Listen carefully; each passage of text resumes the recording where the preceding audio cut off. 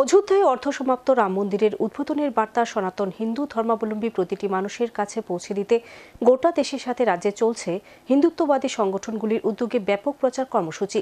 গৃহীত কর্মসূচির অঙ্গ হিসেবে এবার বিশ্ব হিন্দু পরিষদের উদ্যোগে আগরতলায় অনুষ্ঠিত হল ধর্মীয় মহামিছিল।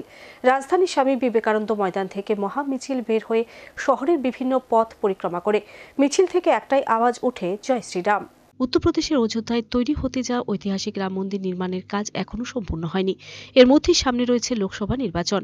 আর এই লোকসভা নির্বাচনের প্রাক মুহূর্তে নির্বাচনী প্রচারে হিন্দু ধর্মাবলম্বীদের ভাবাবেগকে কাজে লাগাতে তড়িঘড়ি করে রাম মন্দিরের আনুষ্ঠানিক উদ্বোধনের সিদ্ধান্ত নেওয়া হয়। আগামী 22 জানুয়ারি প্রধানমন্ত্রী নরেন্দ্র মোদীর হাত ধরে উদ্বোধন হতে চলেছে দেশের ঐতিহাসিক রাম মন্দির। অসমাপ্ত এই রাম মন্দির উদ্বোধনের বার্তা দেশের প্রতিটি মানুষের কাছে পৌঁছে দিতে রাজ্যে রাজ্যে চলছে এখন ব্যাপক প্রচার কর্মসূচি। এক্ষেত্রে ব্যতিক্রম নয় ত্রিপুরাও। গত বেশ কিছুদিন ধরে হিন্দুত্ববাদী সংগঠনগুলির উদ্যোগে রাজ্যে চলছে প্রচার। এবার আগরতলা শহরে রাম মন্দিরের বার্তা পৌঁছে দিতে সংগঠিত হল সুবিশাল মিছিল। বিশ্ব হিন্দু পরিষদ এবং রাষ্ট্রীয় স্বয়ংসেবকের যৌথ উদ্যোগে শনিবার দুপুরে আগরতলা স্বামী বিবেকানন্দ ময়দানে অনুষ্ঠিত হয় এক বর্ণাঢ্য অনুষ্ঠান।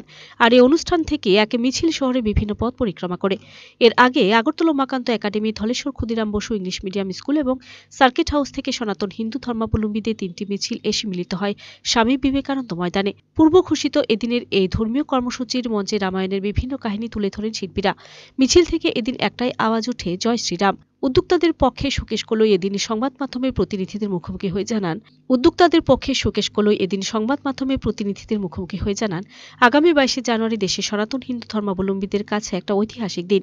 সেদিন প্রত্যেকে নিজ নিজ বাড়িতে এবং ধর্মীয় প্রতিষ্ঠানে রামের আরাধনায় ব্রতী হবেন বিভিন্ন কর্মসূচির মধ্য দিয়ে।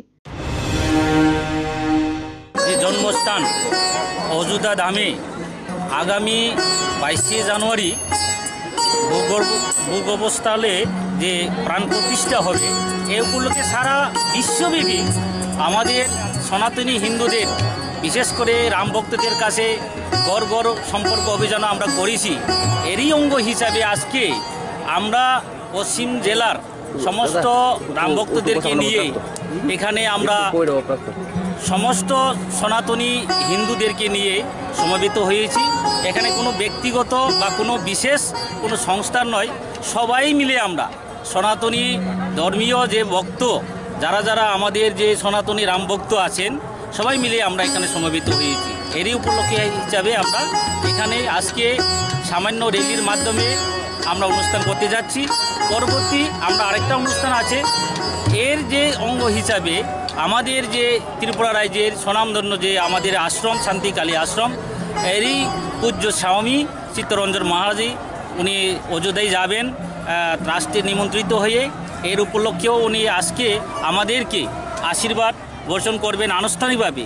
এরই অঙ্গ হিসাবে আজকে এই অনুষ্ঠান। আজকে এখানে মূলত কি হচ্ছে বা কি হবে এখানে আসলে আজকে এখানে ব্যুরো রিপোর্ট, সার্চ ইন্ডিয়া।